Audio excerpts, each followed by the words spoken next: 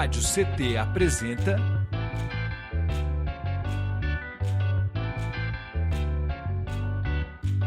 SINDI-CT na Cultura, com Meire de Origem. Um programa do Sindicato Nacional dos Servidores Públicos Federais da área de Ciência e Tecnologia do setor aeroespacial. Boa tarde, queridos ouvintas, web espectadores da Web Rádio CT. Está começando mais um episódio do SINDI-CT na Cultura, comigo, Meire de Origem, uma realização do Sindicato dos Servidores Públicos Federais da área de Ciências e Tecnologia do setor aeroespacial em São José dos Campos. E vocês se conectam conosco através do canal do YouTube Rádio CT. Não esqueça de já se inscrever, aproveita agora, que é para não esquecer. Já se inscreve aí, já deixa seu like, até porque o vídeo hoje tá sensacional. E nos acompanhe também nas redes sociais, certo? Que é para vocês não perderem nada. Combinado? Bom, dito isso, no episódio de hoje, trazendo reflexões acerca dessa semana, né? E desse mês tão importante para a gente, que é o mês da consciência negra.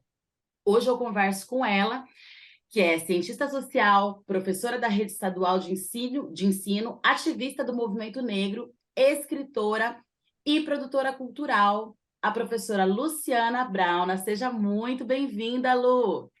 Obrigada, querida. É uma honra estar aqui com vocês, viu? Ai, que massa! Estou muito feliz também, a honra é toda nossa, não tenha dúvidas disso, viu? E a gente está aqui também com a Ellen Cipriano, que é mãe, professora, criadora de conteúdo, idealizadora e mediadora do Quilombo Literário, ativista pela educação com ênfase em raça. Seja muito bem-vinda, Ellen! Bom dia, obrigada, Meire, pelo convite. Eu estou muito feliz de estar aqui e dividindo esse espaço com vocês, com a minha irmã Lucy, que é uma parceira de projetos e de vida, então estou muito feliz. Que legal! Também estamos muito felizes, né? Sabendo que, embora, né, muita gente traga esse contexto para essa semana de celebração e tudo mais, a gente tem que celebrar de fato porque estamos vivas, né? Estamos vivos, aí contrariando a estatística, mas a gente sabe que ainda também assim, é um longo caminho ainda de luta, né? A gente vai falar muito sobre isso hoje, levando em consideração que a gente ainda vive num país extremamente racista, né? A gente ainda vive num país que mata pessoas dentro do supermercado, que confunde sombrinha com arma, né? Enfim, entre outras coisas, a gente ainda vive num país onde a gente sabe que a grande maioria dos jovens, né, que estão aí presos, né, seja em fundações casas, né, ou enfim, ou em prisões convencionais, é a população negra, né, que majoritariamente. A gente sabe também que a juventude que é morta pela polícia é a juventude negra, né, assim, na sua grande maioria. Então, assim, a gente tem bastante coisa para comemorar, que é a vida, mas a gente também tem muita coisa para refletir acerca de todo esse contexto social que a gente vive aqui, né? E se for falar das mulheres negras, então, a gente vai falar de uma série de coisas que aí vão desde salário, né, da pirâmide, que a gente sabe que existe, entre outras coisas. E hoje a gente vai conversar muito sobre literatura também, né, esse ativismo que a gente acaba fazendo e o porquê desse incômodo todo, né, e como que surge tudo isso na nossa vida. Para começar, eu queria que vocês se apresentassem um pouquinho, mas na ótica de vocês, assim, quem que é a Luciana, né? Porque, assim, eu sempre falo e vou repetir, embora a gente conviva muito juntos nos rolês, nos eventos, né, nos encontros de ativismo mesmo, de militância, não sobra muito tempo para a gente se conhecer tão profundamente, porque a gente está sempre tão ali empenhada nas atividades que precisam ser feitas, né, nas demandas.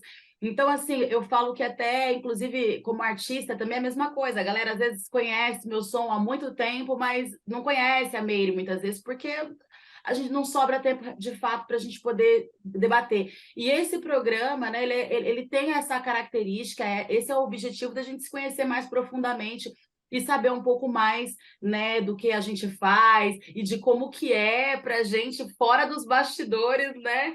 Essa onda toda aí que a gente leva e essa carga toda que a gente segura aí nas costas, enfim, eu queria que vocês falassem um pouco disso, assim, quem que é a Luciana fora dos bastidores, quem que é a Ellen Cipriano, contem pra gente. Vou Quem primeiro? começa? Pode Quem ser. começa? Então tá bom, eu vou começar.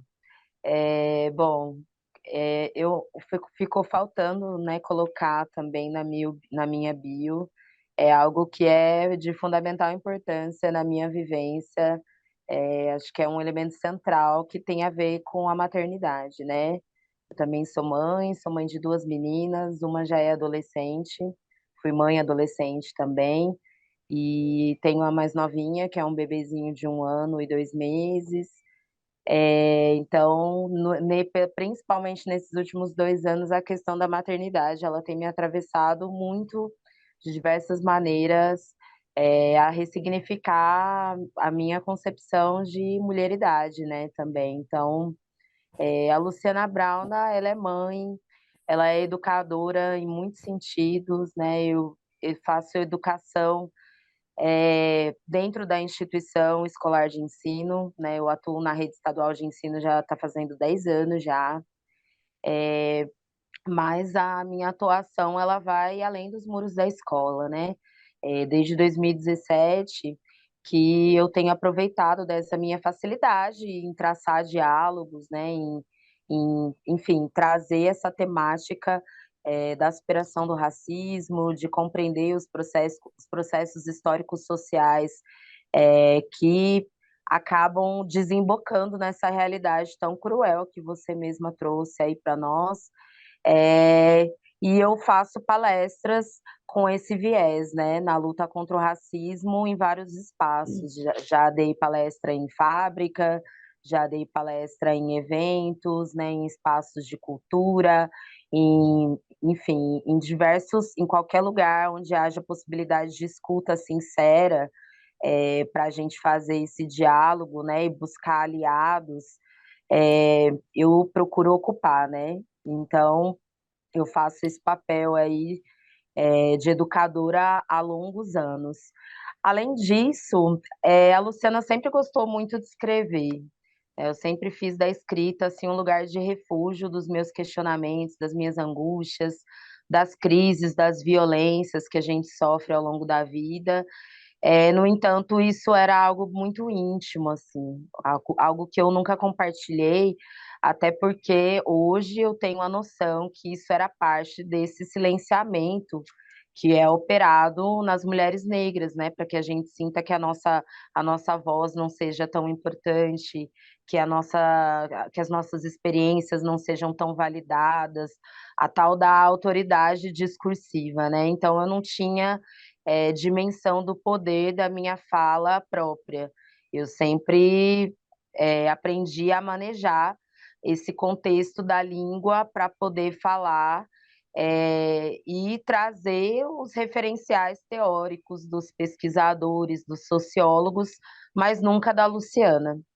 E aí, alguns anos atrás, através é, da parceria, né, com outras mulheres negras de São José dos Campos, a Luciene Gia, a Ingrid Sá e a Bárbara Miranda, que, se eu não me engano, também vai estar aqui, né, nos próximos dias. Com certeza.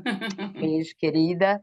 E a gente fez uma parceria de sucesso chamada Coletivo Ialodê, e com esse coletivo nós fomos pleiteadas, né, pelo Fundo Municipal de Cultura para a gente publicar o nosso primeiro livro, né? Então, mais do que um livro de antologia poética, é um livro de troca mesmo de experiências, porque a gente dividiu, a gente vai falar mais para frente dessa obra, mas ela foi um divisor de águas na minha vida, porque foi quando eu comecei a me compreender enquanto uma escritora e não somente uma educadora, alguém que replica conhecimentos, né?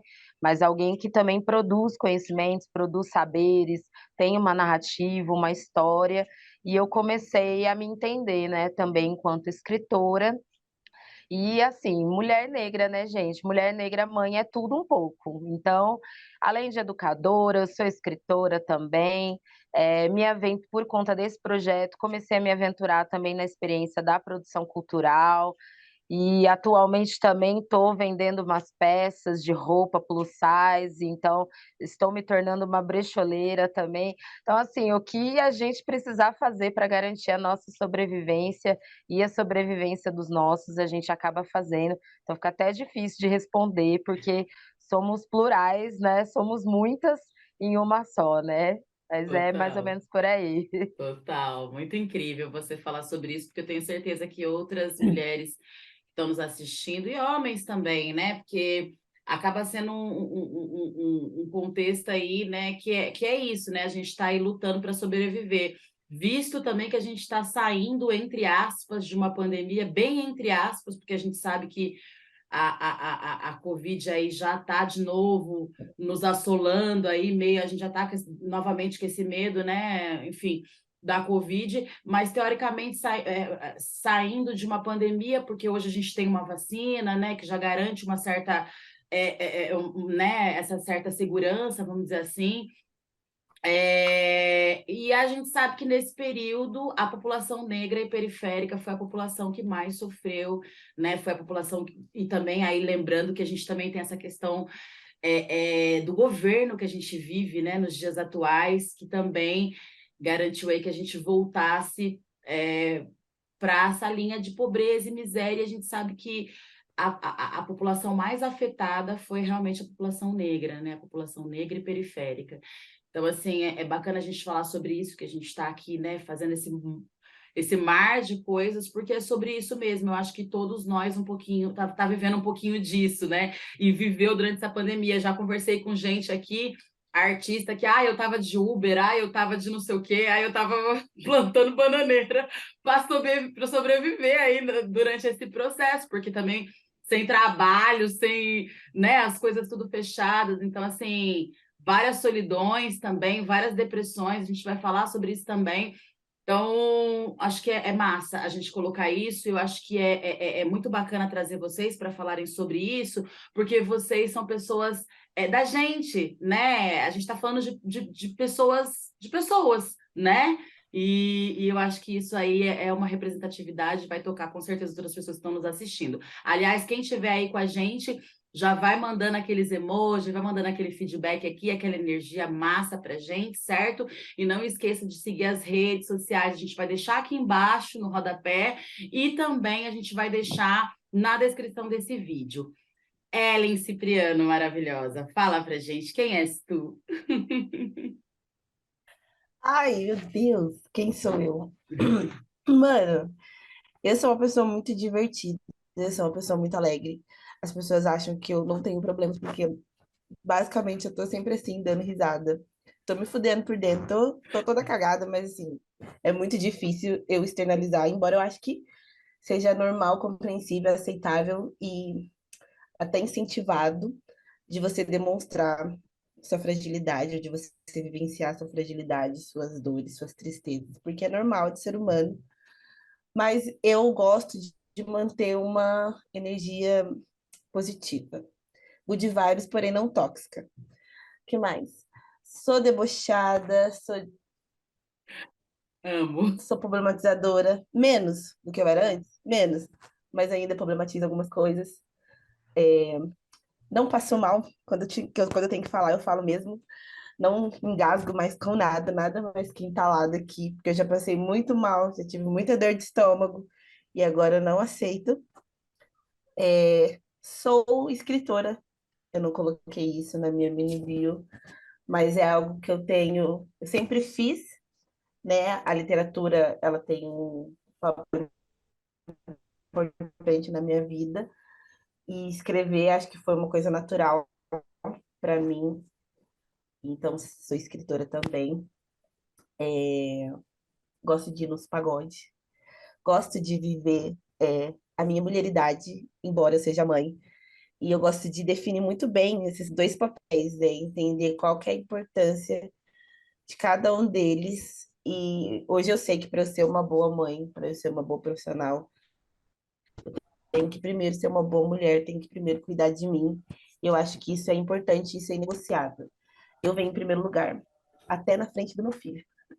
E eu acho que é importante as mulheres terem esse entendimento de que nós somos a nossa prioridade, porque sendo uma mãe solo, e vivenciando todas as dificuldades que a maternidade solo impõe na nossa vida, eu digo com toda a convicção do mundo que é importantíssimo eu não perder de vista quem é a mulher Ellen, porque é ela que me mantém de pé para fazer com que todas as outras áreas da minha vida funcionem direitinho.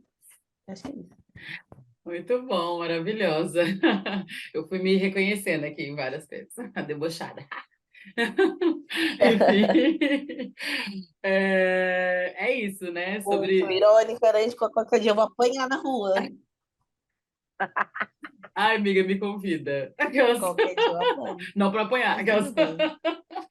Enfim, gente, é sobre isso, né? Eu acho que. E sorrir também, eu acho que é um ato de resistência, visto que a gente tem aí, leva uma vida, principalmente durante a infância, a fase escolar, que é uma fase bem conturbada para homens e mulheres negras, né?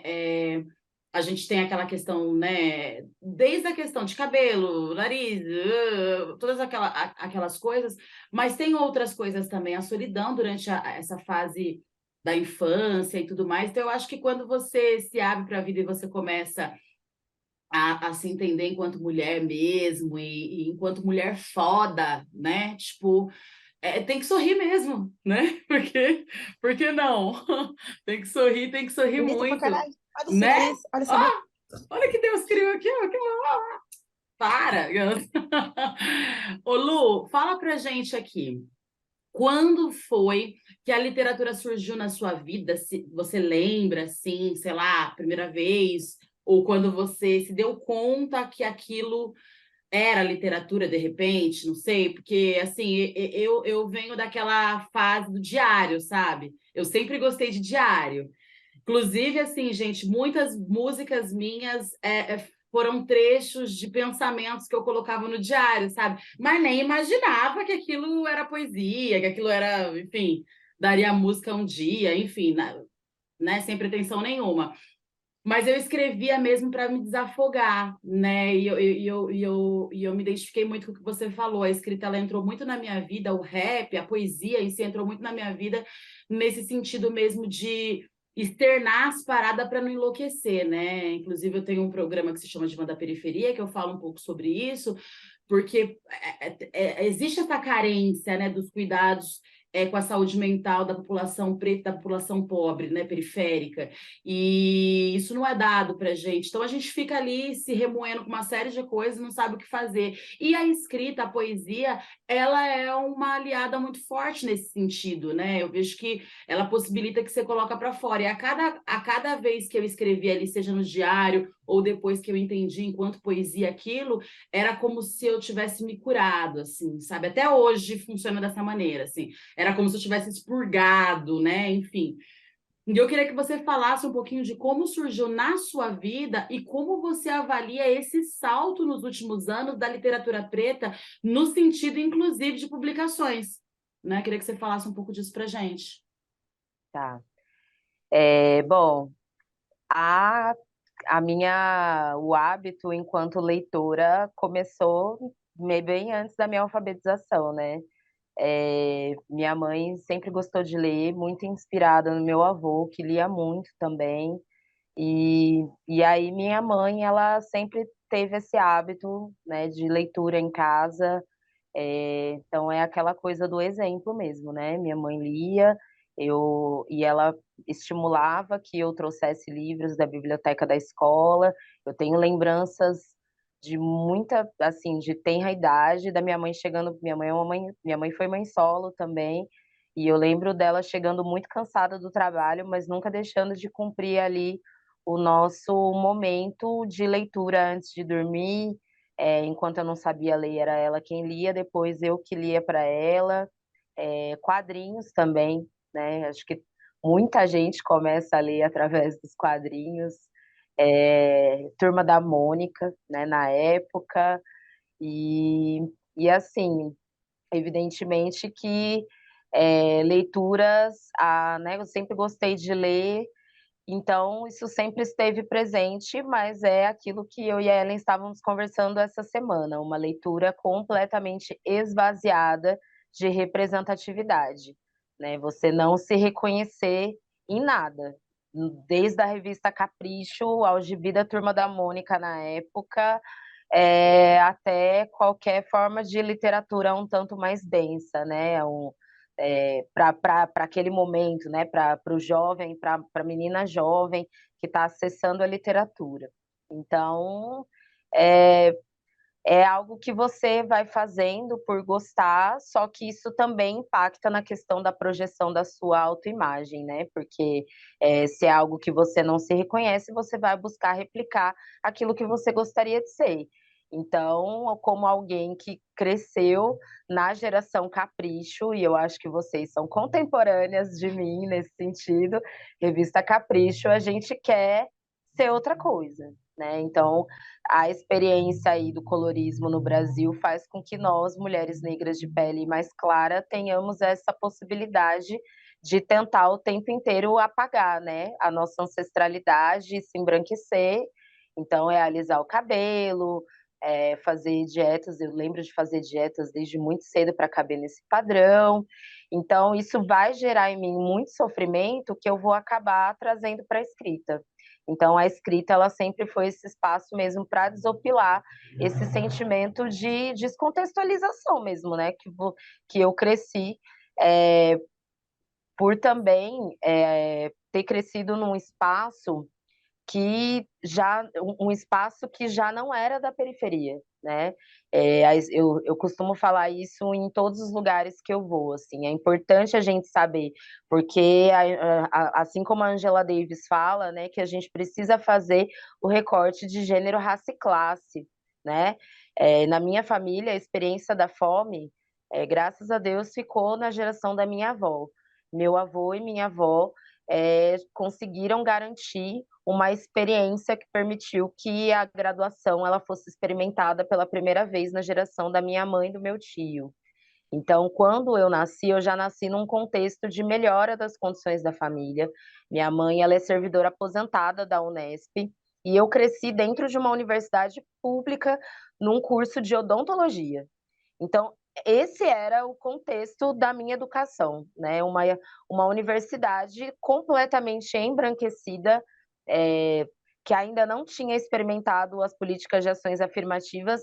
Então, eu vi o que era uma universidade de dentro, ao qual você não se reconhece nas pessoas, nos professores, você não se reconhece nos estudantes e também nos funcionários, a não ser em alguns determinados cargos e funções que vocês já devem imaginar quais. Então, esse espaço, ele gera também um descolamento. É importante que as pessoas saibam disso, que a experiência do racismo, ela acontece, ela acontece na periferia, ela acontece também nesses lugares de fronteira social. Então, crescer num espaço de privilégio não fez com que eu estivesse blindada de passar por essa violência. Isso gerou uma série de sofrimentos que eu tive que usar a escrita, que eu tive que usar a literatura como refúgio, eu tive que usar a escrita como refúgio, um espaço realmente para desopilar, para conseguir projetar essa realidade ideal que eu gostaria de viver e que a realidade não permitia viver.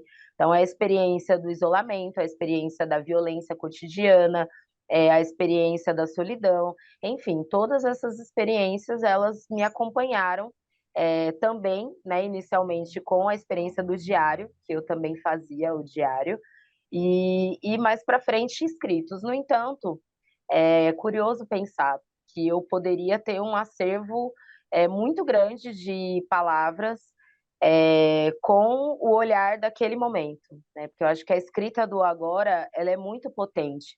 É você ter ali um sentimento, para mim, sentimento ele é matéria-prima, né? Então, você ter a escrita do momento ali é fundamental. E eu não tenho mais isso. Porque a cada momento que a gente precisava se mudar, a cada momento que eu fazia aquele movimento de jogar as coisas fora, esse desenraizamento ele também vinha à tona e eu jogava tudo isso fora. Então, todos esses escritos, eles eram jogados fora, eram queimados. Então, é, foi realmente um redescobrimento, né? Saber que essas escritas, elas poderiam não somente me ajudar no sentido de lidar com os meus próprios abismos, mas também servir de referência para que outras pessoas, outras mulheres pudessem entender os seus lugares também, né? Que é o exercício da escrevivência, né? Então, acho que essa é a minha relação e é muito bonito ver isso acontecendo agora do ponto de vista social. Você vê eclodindo várias vozes muito potentes na literatura negra brasileira, com um espaço, né, ainda que uma ampliação tímida, mas já uma ampliação desse mercado editorial para a gente acessar, para a gente conseguir publicar.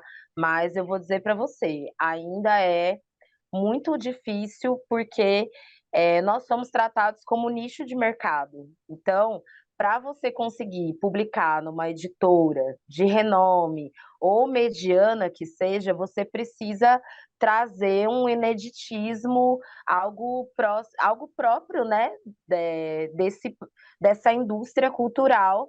Então, precisa ser um produto muito vendável, né? Então, você precisa estar dentro dessa dinâmica e também tem a questão da geografia. A gente está numa cidade do interior, na capital é diferente, né? Eu sigo muitos poetas, muitas poetas que estão fazendo produções maravilhosas nas capitais e a gente que fica aqui no interior muitas vezes tem dificuldade de acessar esse mercado, a não ser pela via independente, né? Ou pelos fundos de fomento à cultura. Então, a gente tenta ficar encontrando brechas para a gente conseguir se fazer lida, escutada e por assim, né? Por assim dizer. Massa, massa você falar sobre isso, até porque eu até anotei aqui, enquanto você ia falando, que me soou aqui também, né, que me despertou aqui, essa questão mesmo dos editais também, por exemplo, que hoje é uma via que a gente acaba utilizando, acessando para poder publicar, né, obras, porque a gente não tem grana, né, a maioria de nós não tem, não é um processo barato, né? Só que ao mesmo tempo também a gente encontra muitas dificuldades e burocracias nesses editais, né? Então, e assim, muitas linguagens técnicas e tudo mais. E as mulheres pretas, a gente sabe que, assim, de modo geral, a população negra, de modo geral, sempre teve uma carga, uma jornada de trabalho muito intensa, né? Então, assim, a gente percebe que é uma falta de vontade, de fato, de que essas pessoas acessem, elas possam ocupar de fato. E aí você vai ver que, por exemplo, se você for fazer pesquisas, vamos falar aqui na nossa cidade, né? Nos fundos municipais aí, enfim, nos editais que existem para esse tipo de demanda. Quantas publicações negras a gente tem, né? E quantas publicações de pessoas nesses editais de incentivo. E esse incentivo, não vou nem falar teoricamente, vou falar esse incentivo de fato, não deveria ser para essas pessoas que não acessam, que não conseguem publicar de fato, que estão nas periferias. Lembrando que também tem um agravante, que nós somos a maioria da população. Então não pode nem se dizer que não vai ser o nicho, por exemplo, né? Eles tentam jogar isso para a gente, mas é uma forma de nos enganar, porque na verdade é isso, entendeu? E é tão maravilhoso quando a gente consegue se encontrar numa literatura, né? Se ver num, né? Eu vou falar do livro de vocês muito mesmo, né? Se me deixassem falar, que daí você vai ver, né, você vai se identificando ali, né, rola essa coisa da representatividade, né, aí você pega uma Jeanne que vai fazer, você pega uma Jenny que vai fazer toda, né, essa parte do visual, de você olhar e você fala, nossa, sabe, então assim, por que que a gente não tá lá, né, então você vai ver que é um projeto de fato, né? Então, assim, realmente de uma forma muito tímida, mas de uma forma tímida porque é um projeto para que nós não ocupemos essas esferas, né? Que a esfera da literatura a gente sabe que ainda é branca, né? A gente sabe que é burguesa, a gente sabe que é branca, elitista, enfim, todas essas coisas. Então, por isso que é muito, muito incrível essa troca que a gente está tendo. E partindo desse princípio, eu queria que você falasse, Ellen, sobre o quilombo literário, né? Porque dialoga muito com tudo isso que a gente está falando aqui. Fala um pouquinho para a gente desse projeto maravilhoso. Ah, é, antes de falar do Quilombo, né, eu vou falar um pouquinho também da minha história enquanto leitora, que eu acho que é Certo. importante para as pessoas entenderem. Eu sou uma leitora que foi criada na escola, no sentido de que eu desenvolvi o hábito da leitura através do incentivo dos meus professores. Diferente da Lu, eu não tinha na minha casa acesso a livros, e a minha família não é uma família de leitores. O povo na minha casa não gosta de ler. Eu acho que eu sou a primeira pessoa que dá livro de presente para as crianças da minha família, por exemplo. Eu dou livro, dou trabalhos manuais, dou coisas educativas. Eu sou a tia chata, que não dá brinquedo. Meu filho fala, nossa, mas você só compra livros? Só compro livros. Isso é uma parte da minha estante. Tem uma outra parte aqui. Aquela primeira parte ali, Uau! ó, tudo literatura negra. Por quê? Eu comecei a ler bastante, com bastante envolvimento no quinto ano.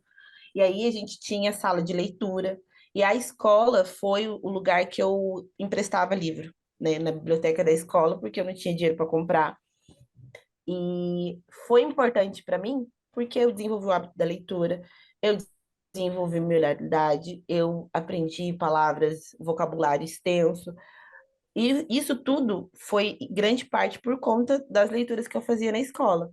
Mas era exatamente isso que a Luz falou, leituras assim que não me contemplavam enquanto representatividade, né? As personagens eram sempre pessoas brancas, do cabelo liso, que se apaixonavam por meninos loiros, dos olhos azuis. E eu exportei isso para a realidade. Então eu não conseguia ver beleza, por exemplo, nos meninos negros, porque não era o tipo de beleza que eu consumia.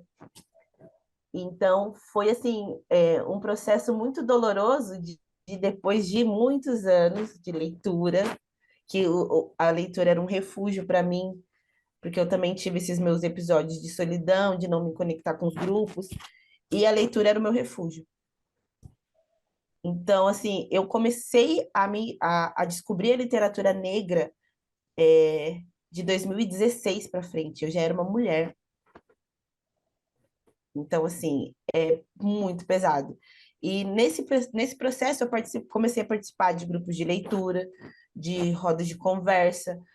E, assim, existia uma pluralidade literária, existia uma pluralidade de gênero, tanto literário quanto, né, homens, mulheres, mas faltava, eu sentia que faltava um espaço que eu me sentisse mais acolhida, que eu me sentisse mais representada, que eu pudesse, além de dialogar sobre histórias, dialogar sobre minhas dores, que às vezes eu não conseguia nomear, mas que através da literatura, da identificação, a gente consegue se conectar com aquilo que a gente não nomeia, mas que a gente sente. Criei o Quilombo Literário, que é esse espaço, que não é um espaço único, que não é um espaço inédito. Existem aí muitos grupos hoje, né, graças a Deus, que cada um dentro do seu nicho, falando ou de autoras mulheres, ou de autores indígenas, ou de leitura LGBT, buscando aquilo que lhe falta. Então, assim, o Quilombo Literário veio com esse sentido, de trazer significado maior para as minhas leituras. Eu não deixei de ler gente branca, embora eu reconheça que diminuiu bastante a minha procura, porque agora, né, com os bookstagrams, com os Instagrams que conversam, que falam, que tem essa característica de falar mais sobre é, autores independentes, sobre autores indígenas, sobre autores negros, sobre autores LGBTs, que não é o foco, né, do mercado editorial, porque o mercado editorial ele é branco, hétero, né? E a gente sabe que qualquer homem branco pode escrever sobre qualquer coisa e ele vai vender, e ele vai vender muito, porque ele é respaldado pela Companhia das Letras, pela Record e tantas outras grandes editoras. Mas existem editoras que não são tão grandes, mas que estão fazendo um trabalho muito bonito. Editora Malê, Editora Palas, Editora Aruanda, Território Preto, que vem aí trazendo um resgate sobre literatura africana, sobre estudiosos africanos, sobre as Panteras Negras, e aí a gente vai falar sobre Steve Biko, que não é falado, a gente vai falar sobre Franz Fanon, que também não é falado, mas que já está caindo na graça do povo. Então, eu acho que é esse o ponto. A gente sabe que o caminho é longo, é árduo, mas a gente já conquistou muita coisa, a gente já chegou a muitos lugares, a internet ela amplia essa voz e é muito bom, porque a gente consegue se conectar. O grupo hoje acontece na modalidade online, então a gente conversa com gente de Maringá, do Rio de Janeiro, de São Paulo, então conecta essas pessoas que gostam de conversar sobre literatura preta e às vezes não tem um espaçozinho, porque quando um grupo ele é mais amplo, igual o piquenique literário que eu participo aqui em São José, ele não é um nicho fechado, então ele tenta explorar várias áreas. E aí aqui no Quilombo a gente tem esse compromisso com a literatura negra, nacional e estrangeira. Embora a gente tenha lido muito livro nacional. E eu fico muito feliz de ver o quanto de autor massa contemporâneo tem. Então, a primeira autora que participou com a gente foi a Eliane Alves Cruz, que é uma potência que só está crescendo. E o livro que a gente leu foi Água de Barrela, que ela conta a história da família dela, desde a África até um pouco do pós-abolição. E aí a gente aprende, é uma aula de história, ela é pesquisadora, ela é jornalista, então ela escreve, ela pesquisa muito bem. Então ela não traz um panorama da família dela, ela traz um panorama da família de todos nós. Então, eu perguntei para Eliana no nosso primeiro encontro, né? Quando que a gente, pessoas negras, poderiam escrever sobre outra coisa que não tivesse esse viés racial, que não falasse sobre escravidão, que não falasse sobre racismo? Quando que a gente teria a oportunidade de ser igual escritores brancos que escrevem sobre qualquer coisa, sobre qualquer bobeirinha, e vira best-seller e está na lista dos mais vendidos do New York Times? E aí ela falou que é um processo. A gente conquistou o direito da nossa voz, então a gente precisa relatar essas dores. É importante, é necessário. Mas que sim, vai ter um momento em que a gente vai poder escrever sobre outras coisas. E eu acho que a gente está vivenciando, pelo menos eu sinto isso com a minha escrita, que a gente está podendo rumar para um outro lugar também. Que eu acho que existe um cantinho para cada escritor, porque eu não gosto de escrever sobre dores. Às vezes fica muito difícil, né? Pegar uma leitura atrás da outra, e é muita leitura densa, leitura negra é leitura densa. Você lê uma Conceição Evaristo, você sai assim, ó, pesado da leitura, porque não é fácil, é soco no seu estômago da primeira até a última página. Então, às vezes, eu queria uma coisa mais leve, mais light. E a minha escrita, ela vai um pouco para esse lado. Eu quero escrever para jovens e eu quero escrever para as crianças. E deixar vocês, a Lúcia, escrever para os adultos. Jovens adultos. Mas eu acho que é Maravilhoso. basicamente isso, né? O projeto ele tá aí para ajudar a fomentar mesmo, para ajudar a trazer protagonismo, Como que a ampliar a voz de as vozes. como que as pessoas que tiverem interesse em participar conseguem se conectar contigo para poder, de repente, né, conhecer melhor o projeto, enfim, de Então, eu repente, tenho que tenham tenho esse Instagram. interesse também, né, de repente fazer parte, porque a gente sabe que esse tipo de projeto, ele estimula a leitura, eu acho que isso é o mais louco, né, porque a gente vem. Assim, sorte de quem, né, como a Lucy tem lá, já tem isso enraizado ali, tem uma mãe que consegue cumprir esse papel, mas na grande maioria, né, das famílias, assim, no máximo a mãe lê a Bíblia Né?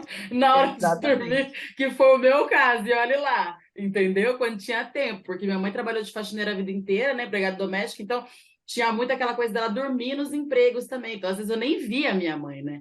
E assim, eu também, você falou aí, eu também foi a mesma coisa, eu comecei a ler com 16 anos, assim, muito pouco ainda, eu lembro até hoje o primeiro livro que eu li, que foi Capitães de Areia, que Ah, foi, Jorge Amado. juro para vocês, que foi uma Gente, professora que nunca ficou li falando. nada do Jorge Amado. É porque assim, eu era muito maloqueira, né, gente? Eu era.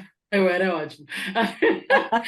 E aí, tipo assim, eu ia pra escola, pá, de vez em quando, aquela coisa tal, já fazia supletivo com 16, enfim. E aí essa professora falou, e ela sempre falava, tinha a sala de leitura que eu achava mó barato da escola. Então, e a gente sabe que aí acaba que a gente tem essa carência, né, dos incentivos à leitura, e o quilombo é isso, né, como a gente falava antes, o que acontece também é que às vezes a gente acaba lendo, e uma leitura preta, por exemplo, não é todas as famílias que consomem esse tipo de leitura, então você lê e você não tem com quem trocar, né? Ah, eu li, tipo, então é legal ter esses grupos de troca, porque daí putz, você quer. E aí você vai memorizar de fato. Eu tenho muito isso, assim, sabe? Eu preciso falar em voz alta as coisas, porque senão Não não vai fixar, não grava. Eu acho que é muito massa. E aí as pessoas encontram, então, no Instagram. Isso, é @quilombo underline literário underline SJC. Lá tem todas as informações, tem o link para o grupo no WhatsApp e é isso. Massa. Nós vamos deixar aqui embaixo no rodapé e na descrição também, que aí quem quiser só entrar lá no link, não tem nem desculpa, gente. Vamos todo mundo ler agora, hein? Gente, queria dar um recadinho aqui antes da gente continuar. O papo tá maravilhoso. Mas eu queria lembrar vocês que vocês se conectam conosco pelo canal do YouTube Rádio CT. Não esqueça de deixar seu like nesse vídeo. Não esqueça de se inscrever. Não esqueça de deixar o seu feedback. Se tiver com preguicinha de escrever, deixa um emoji aí pra gente. Sabe por quê? Quando você faz isso, o YouTube vê que aquele conteúdo está sendo, né, bem recebido, que aquele conteúdo é bacana, e ele vai disparar para mais pessoas, para que mais pessoas tenham acesso ao conteúdo, certo? Então é muito importante para a gente que você siga aí essas etapas, ok? E aí também lembrando que nós estamos deixando as redes aqui da rádio, para vocês também se conectarem conosco por lá, e das nossas convidadas maravilhosas, ok? Então, vamos ficar todo mundo conectados, super conectados aqui, beleza? Lucy, minha querida, eu queria que você falasse para gente. O livro Se Me Deixassem Falar, publicado em 2021 por Lei de Incentivo, né, juntamente com o coletivo IALD, foi um grande sucesso de crítica e também um importante legado coletivo para o movimento negro joseense, né, visto que também ele foi publicado por um coletivo de mulheres negras. Eu ouso dizer que é o primeiro coletivo de mulheres negras enquanto coletivo que lançou, não sei, você vai me falar melhor. Eu queria que você falasse se tem mais publicações saindo da Cartola, novos projetos literários acerca da temática, e aí se você puder dar alguns spoilers para a gente e falar também como que foi um pouco desse processo, aí a gente já falou um pouquinho, né, dessas dificuldades todas que a gente acaba encontrando nessas leis de incentivo e tudo mais, mas assim, saiu e é fato que realmente assim fica para a história e assim é um importante legado que vocês deixaram aqui para gente. E eu, inclusive, em todas as minhas oficinas, nos lugares que eu vou aí, eu carrego ele para tudo quanto é lado. Fala um pouquinho dele para gente. Você tá no mudo. Desculpa, gente. Tranquilo. Então, gente, o livro Se Me Deixar Sem Falar, ele nasceu, né, dessa aspiração coletiva de publicar poemas, né, poesias, e nós resolvemos nos aventurar, né, as quatro que eu já citei aqui, nós resolvemos nos aventurar no edital de incentivo. Nenhuma de nós já tinha participado de qualquer processo nesse sentido. Nós recebemos aí algumas ajudas no processo. Enfim, acho que é importante citar a Lucilene Dias, né? Algumas pessoas aí nos guarneceram de algumas informações, né? A Bárbara Miranda, que foi a Bárbara Miranda, a Bárbara Bonilha, perdão, a Bárbara Bonilha, que foi nossa produtora e que sem ela dificilmente teríamos conseguido lançar. Ela que fez assim, né, embora ela também fosse bastante recente na produção cultural, ela foi muito proativa no sentido de aprender, a gente foi aprendendo juntas no processo. Eu entrei como coprodutora também, Então, a gente trabalhou juntas e foi uma parceria de muito sucesso. Foi aí que eu comecei, inclusive, também a me apaixonar pela produção cultural, porque não é fácil. Eu escrevi o projeto com base no conhecimento, na experiência do academicismo, e inclusive foi muito engraçado, porque até hoje eu não sei como que esse projeto ele foi aprovado, porque ele era um artigo acadêmico, assim, né? Eu fiz naquele formato da academia. Eu só tenho dó do parecerista que teve que ler 27 páginas de projeto, que eu falei, eu vou gastar todo o arcabouço teórico possível, porque eu quero muito que esse projeto seja aprovado e eu Bicha, preciso convencer 27 páginas? 27 páginas do projeto para Doida. convencer os pareceristas que aquele projeto Por ele isso que tinha foi muita relevância. aprovado. Eu Ele acho que precisava sair. Exatamente. A gente venceu os pareceristas pelo cansaço, sem dúvida nenhuma. Eu acho que eles falaram, tá bom, vamos dar esse dinheiro para essas meninas mesmo, porque não é possível. Elas elas fizeram vão todo ter esse muito. trabalho. A gente escreveu um projeto enorme, né? Porque realmente eu fiz esse levantamento bibliográfico que eu já tinha da minha trajetória aí, né? Das palestras, enfim. E porque a gente não estava concorrendo no edital, porque é isso, né? Nós sabemos que existem os editais de afirmação cultural, de afirmação de identidades, e eles são fundamentais. Longe de mim falar contrariamente a esses editais, o edital de diversidade, eles são necessários, fundamentais, mas, assim como a Ellen sonha com o dia em que a gente não precise mais falar de racismo, acho que todos nós sonhamos também que em algum momento a gente possa concorrer em pé de igualdade em todos os outros editais. Então, esse edital era edital de literatura, né, de produção literária, e nós estávamos concorrendo com pessoas que já têm um domínio, né, do edital, já têm um domínio da linguagem, e para nós isso era muito novo.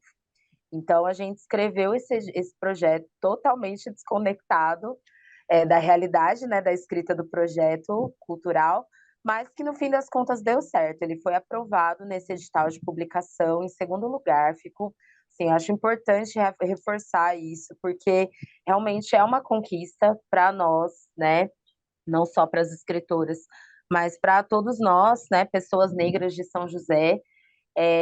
Não foi fácil, né, o processo de você o processo de produção cultural ele já é uma dificuldade. O processo de publicação literária já é uma série de questões que foram completamente inéditas que a gente foi aprendendo no meio do caminho.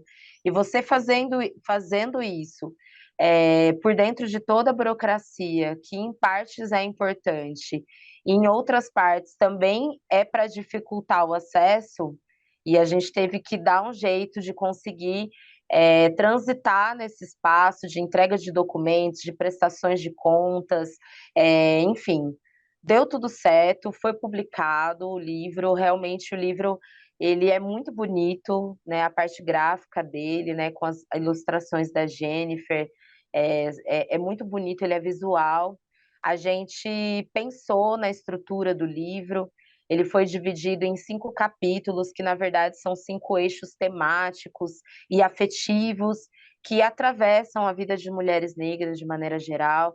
Então, assim, no primeiro capítulo, não é por um acidente que o primeiro capítulo ele se chama Negra, é porque realmente a nossa cor da pele, a nossa estética, ela chega primeiro nos lugares antes da gente chegar, né? Então, essa experiência de ser negro nesse país perpassa por isso, né? Das pessoas ela enxergarem a sua identidade racial, porque o universal é apenas o branco, né? A pessoa universal que pode ser ou deixar de ser é o branco, né? Porque é ele que é visto como o padrão universal de pessoa, de ser humano. Nós somos recortes, nós somos um grupo racializado, como se o branco não fosse, né? Então, o Negra ele vem em primeiro lugar e ele não é por acidente. E depois do Negra vem o Erê, que é um orixá, né, que faz menção às crianças, e a gente vai falar dessa infância, Tem um capítulo que leva o nome da Orixá Oxum, que nós vamos falar sobre as afetividades, e termina Yansan também não é por um acidente, porque Yansan é o orixá dos ventos, das mudanças, e é assim que a gente termina essa obra, sempre clamando por mudança, clamando pelo movimento, para que a gente nunca mais retorne a esse lugar de subalternidade, né? Para que a gente rompa com isso, para que a gente abra os caminhos para que outros grupos literários surjam. Eu sei que nessa edição desse ano tem outro grupo literário que eu acho que não sei se você está fazendo parte, Meire, depois me responda, mas tem um outro grupo literário que está mandando um projeto também bastante bonito, de corpos diversos, meu, eu estou na torcida para aprovação também desse projeto. Tô Então, ajudando, assim, dei uma força lá na escrita também. Vamos ver se, isso, da Alessandra, né? vamos Enfim, ver a se, mas gente vai rolar, fé. sim, vai rolar. Estamos na Tem fé que que vai rolar. rolar. Tem que rolar porque tem que ter, né? Os corpos considerados dissidentes na sociedade precisam falar, precisam se manifestar, trazerem essa dor, né? Porque a gente tem que lidar com isso até cicatrizar e a gente conseguir superar de alguma forma ou não também, né? A gente pode, se a gente conseguir fazer com que isso não doa de maneira irreparável na gente, que a gente consiga fazer esse papel mesmo de retirar as outras pessoas no lugar de dor, porque é isso que eu procuro fazer com essa minha escrita também. E se você pediu spoilers, né? Eu passei pela gestação durante a pandemia, né, no ano de 2020, 2021, na verdade, perdão. Eu engravidei, né, eu descobri que eu estava grávida em janeiro e a gente ainda não tinha vacina, então uma gestação atravessada de todas essas incertezas, de todas essas questões e lidando também, né, com as consequências da minha primeira gestação que vieram também à tona como um tsunami de emoções. E eu escrevi o Partos Pandêmicos, que é um livro que eu estou tentando publicar, ainda sem perspectiva, mandei alguns editais, não tive negativas. Então, assim, é difícil, eu já retomei e desisti do projeto algumas vezes, mas está lá, não Vai deletei ainda, sair, vai não sair. joguei fora, não queimei, né, o que já é um avanço. Então tá lá, mas ele está finalizado, né? O manuscrito está finalizado e assim espero conseguir publicá-lo em breve. E no meio da correria da vida, eu estou me atrevendo a escrever contos, que para mim é algo inédito. Eu nunca fui escrever contos, mas eu estou escrevendo contos para falar sobre essas experiências de viver em lugares de fronteira social, né? Pessoas negras que vivem em ambientes majoritariamente brancos. Quais são as consequências disso para a vida das pessoas, né? Como que isso se reflete? Qual que é a cara do racismo nesses lugares? Né, que vem na forma de comentários supostamente inocentes, né, de você ser o token do branco, né, a justificativa antirracista do branco, né, eu não sou racista, olha aqui, eu tenho aqui uma pessoa negra no meu grupo de amigos, né, como se, como que se dá essa relação de racismo que a gente sabe que é estrutural e que está dentro das relações, como que isso se dá dentro das relações afetivas, nas relações interraciais, e não digo somente as relações afetivo-amorosas, mas dentro do espaço familiar, no grupo de amigos. Então, eu estou explorando um pouco essas experiências que atravessaram toda a minha vida e eu espero que muito em breve eu consiga dizer que as memórias da cidade de Marfim, ela, né, vai estar pronta. Esse é o nome que eu estou dando por enquanto, Memórias da Cidade de Marfim, que é isso mesmo, você viver numa cidade de Marfim que você é tudo no plano da aparência, né? Você aparentemente é aceito, aparentemente acolhido, aparentemente amado, e eu quero escrever um pouco sobre isso através desses escritos autoficcionados, que nem Evaristo fala, né? Algumas coisas são verdade, outras são ficção, e assim a gente vai brincando de falar verdades através de mentiras. Tudo Ai, bem, que adoro. lindo. Para te falar a verdade através de mim. Tá vendo, cara? Que Miga, só uma coisa, foda. seguinte, lembrando que esse ano ainda a gente está aí nessa luta, mas a gente já, assim, a classe artística, né, foi contemplada, a gente vai sair Paulo Gustavo e vai sair também Aldir Blanc, e tudo a ver, bicha, principalmente essa questão da maternidade na pandemia e tudo mais, sabe? Tipo, Aldir Blanc tem tudo a ver com isso, porque é uma lei de incentivo para os artistas que ficaram defasados durante, né, essa pandemia e tudo mais. Então, assim, já vamos engatilhar tudo aí, e a hora que sair, a gente sai correndo para tentar, né, mandar, porque é isso mesmo. Eu também enviei alguns projetos para a PROAC, para alguns lugares, não foram aprovados. Às vezes aprova, às vezes não aprova. É isso, né? E é aquilo que você falou, nós estamos disputando. E eu nem fico mais triste, no começo eu ficava. Mas agora eu não fico mais porque, tipo assim, puxa, tá tudo bem, sabe? Tô disputando com gente. Gente, eu não sou formada em universidade. Eu me formei em supletivo com 25 anos de idade, já era mãe carregando a Júlia no colo, entendeu? Então, tipo assim, e ainda consegui ter vários projetos aprovados, inclusive em primeiro lugar, sabe? Tô aqui trocando essa ideia com vocês, minhas amigas, professoras, sabe? Para mim, eu acho que é isso, sabe? A gente também tem que ficar assim tranquilo com isso, porque faz parte. A hora que aprova, a gente estoura aí ó, as caixas de breja. A lua agora não, mas daqui a pouco. Mas, enfim, e tá tudo bem, entendeu? Faz parte. Ó, a gente está caminhando para o final, infelizmente, mas antes eu queria só fazer uma pergunta para Ellen, e aí, se a Lu quiser responder também, que eu acho bem importante, porque, assim, a gente entra nesse lance de literatura, né, gente? É tão infinito que eu tinha tantas outras perguntas para fazer para vocês aqui que vocês vão ter que voltar, né? Vocês vão ter que voltar no outro momento para eu conseguir dar conta de perguntar tudo para vocês aqui. Mas eu acho muito importante, como nós estamos nesse programa que se chama Sim CT na Cultura, eu acho importante fazer essa pergunta, que é, né, vocês, na verdade, ambas, né, transitam na arte e na cultura, tanto por meio da literatura e tudo mais também, mas com ações de ativismo, militância preta. E eu queria muito que vocês falassem, né, assim, aí se a Lu também quiser falar sobre o papel da arte, da cultura na educação. E assim, diria até inclusive em sala de aula, como que vocês conseguem utilizar desse mecanismo, dessa ferramenta? É uma ferramenta necessária? E também queria, assim, para a gente, né, já em conjunto com essa pergunta, saber de vocês assim, o que vocês esperam assim da educação. A gente esteve essa semana, né, na escola onde a professora Luciana Brana leciona, e aí acho que a gente pode entrar um pouquinho nisso, assim, né, assim, como eu falei, é muita coisa, vai ser muito rápido o que a gente vai falar aqui, porque a gente realmente está caminhando para o final, mas eu acho que é importante a gente só entrar um pouquinho. Então, se a Ellen quiser responder essa questão, né, do papel da arte, da cultura na educação, e aí a Lu falar um pouquinho do que foi essa semana na escola e essa semana da consciência negra. Pode ser? Claro, eu acho extremamente importante, né?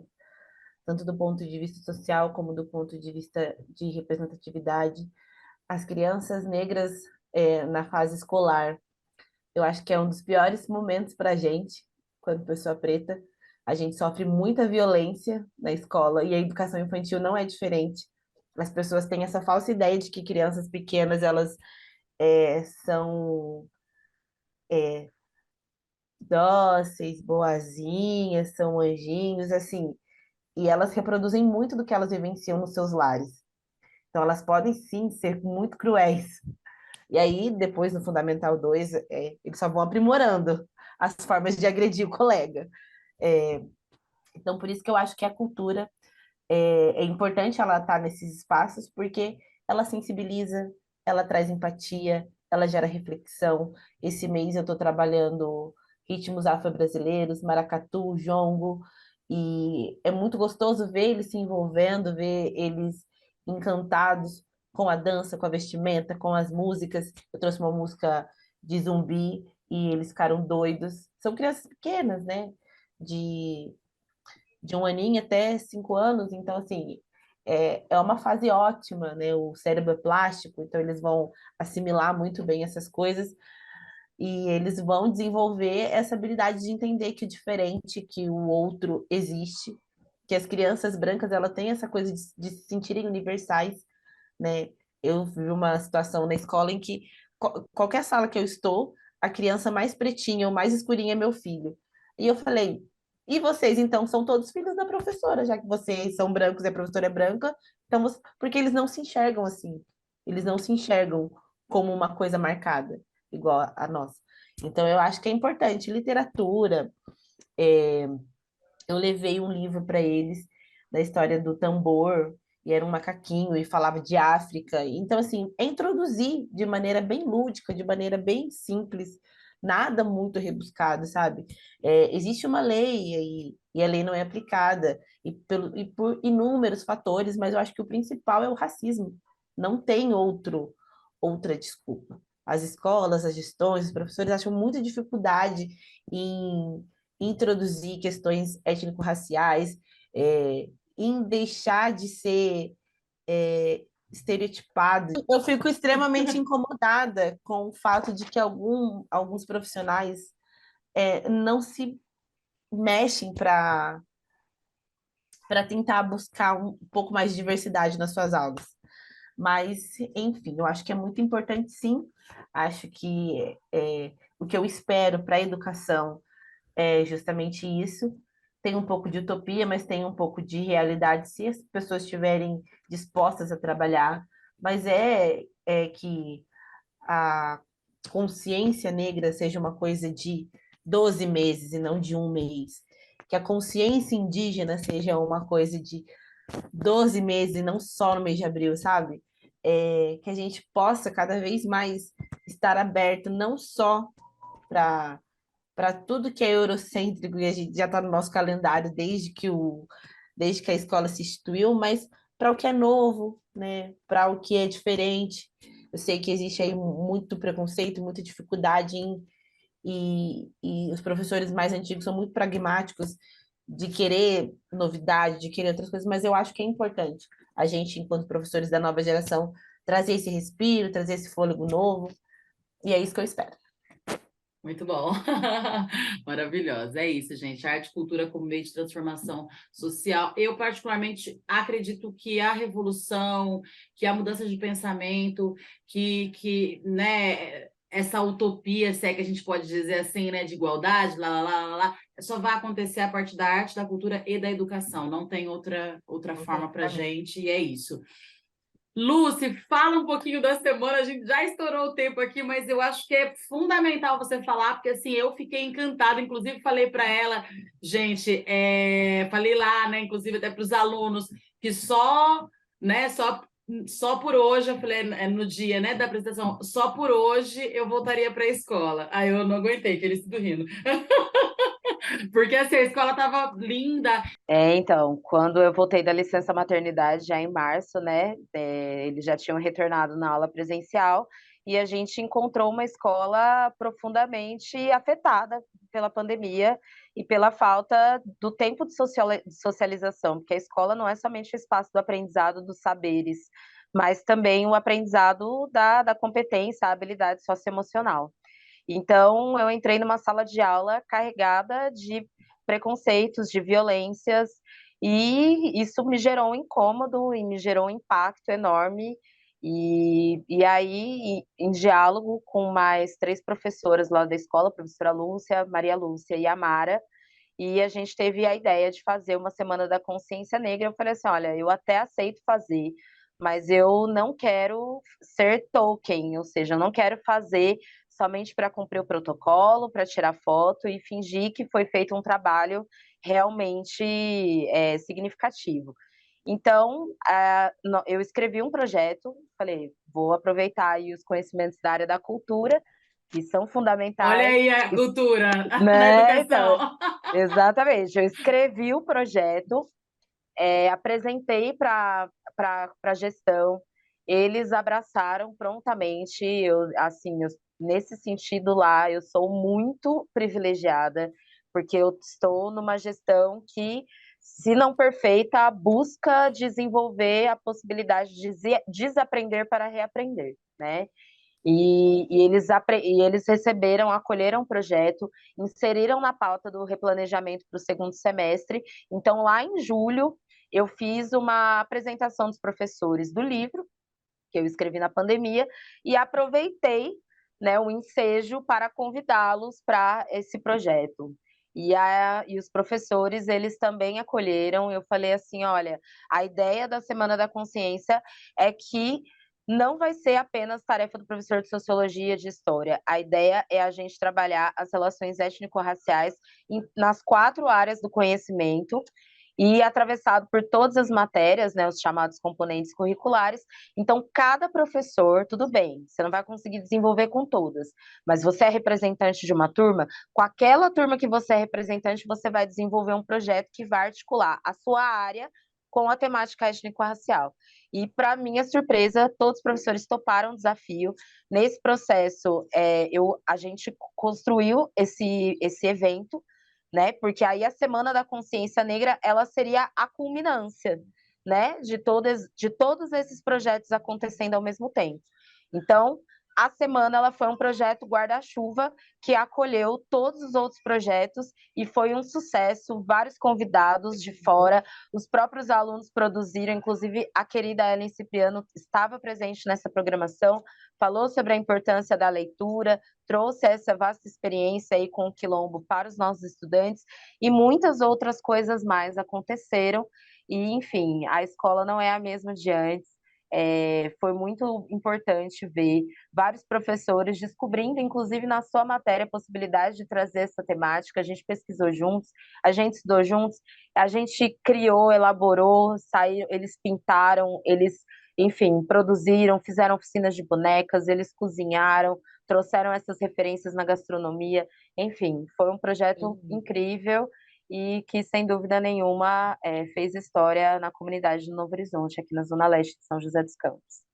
Que incrível, nossa, que incrível, ó, por mais projetos como esse, inclusive se vocês são professoras, professores, né, e vocês tiverem o desejo, olha eu já abrindo aqui o projeto da Lucy, mas assim, chama, né, para trocar uma ideia, porque eu acho que esse tipo de modelo de coisa que está dando certo, é importante a gente replicar, né, então, pô, achei massa e tal, estou pensando em fazer aqui, lembrando que precisa ter uma antecedência bem grande, como ela falou, né? Mas assim, né? É para a gente poder ir pensando e ir pensando com carinho, para não deixar para a última hora. Agora é Dia da Consciência Negra, Semana da Consciência Negra, vamos fazer qualquer coisa aqui. Não, gente, vamos pensar com carinho, até porque a consciência negra, ela tem que ser todos os dias, não é só em novembro. Sabe? É muito importante a gente frisar isso, né? Que a gente possa ter essa igualdade, que a gente possa ser mencionado, né, nos livros, que Zumbi e Dandara estejam dentro, né, desses novos moldes aí de educação todos os dias, né? Que a gente possa se encontrar com as nossas culturas, né? Que os nossos alunos, que as nossas crianças tenham acesso, né, a essa representatividade, porque nós vivemos em um país miscigenado, né? Então, assim, não, e assim, para que eles possam se entender enquanto pessoas negras, inclusive, porque a gente vive o embranquecimento da população brasileira, que é uma coisa muito triste, que muitas pessoas não se reconhecem enquanto negras. Então, assim, este tipo de coisa é despertar em si identidade, né? Então, assim, parabéns e que, né, reverbere muito aí. Obrigada pelo convite. E, gente, eu quero agradecer vocês, meninas. Estouramos o tempo, mas assim, eu ficaria aqui mais 1 hora, 2, 3, 4, 5. Porque assim, muito bom conversar com vocês. Inclusive, já fica aí o convite para vocês retornarem, certo? Opa, passou um avião aqui. E fica aí o convite para vocês retornarem. Obrigada de coração, vocês são incríveis, vocês são necessárias. Que a gente continue aí, né, nessas conexões aí, se fortalecendo mutuamente aí. Obrigada por tudo que vocês representam, certo? Eu E agradeço o convite e estou disposta. Só marcar o dia que eu volto. Eu também. Muito obrigada, viu, gente? Foi incrível. Meire, obrigada por ontem, né? Obrigada por ter vindo, né? nos agraciar com a sua música, com a sua voz potente. Agradeço, Ellen, também. Agradeço por essa conversa, por essa troca e também estou aqui à disposição, é só chamar, tá bom? Muito obrigada, gente. Um abraço. É isso, gente. Esse foi mais um episódio do SINDICT na Cultura, uma realização do Sindicato dos Servidores Públicos Federais da área de Ciência e Tecnologia do setor aeroespacial. Continuem nos acompanhando pelo canal do YouTube da Rádio CT. Nos acompanhem também nas redes sociais, acompanhem também as meninas e os trabalhos delas, né? Porque assim é importante para a gente poder fazer com que chegue mais pessoas, fazer reverberar de fato. Mande sugestão de pautas e não esqueça de deixar o seu feedback nesse vídeo, que é muito importante para a gente melhorar a cada dia. E eu vejo vocês no próximo episódio, combinado? Um beijo nos corações de todos vocês. Nos vemos no próximo episódio. Tchau!